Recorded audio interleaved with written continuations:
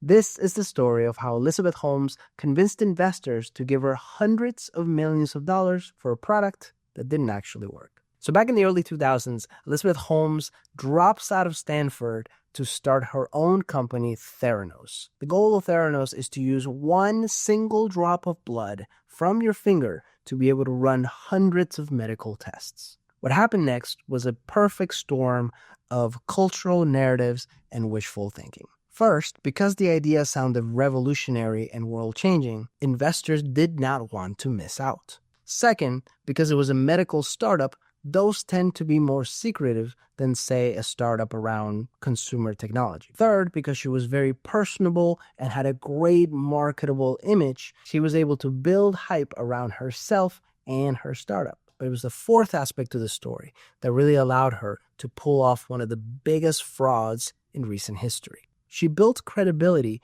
by surrounding herself with very powerful people, former Secretaries of State, military leaders, billionaires, all of which had no medical or scientific background. So all of them bought into the hype without really understanding the technology. Elizabeth Holmes managed to raise $700 million for Theranos, giving it a valuation of $9 billion, making her automatically the youngest self-made billionaire in history. The problem is that all that attention attracts scrutiny. So reporters started to notice that her machines didn't actually work. When they did work, they were giving out inaccurate results, and sometimes she was using third-party machines to run the tests and then sort of pretending like it was her machines that were giving those results.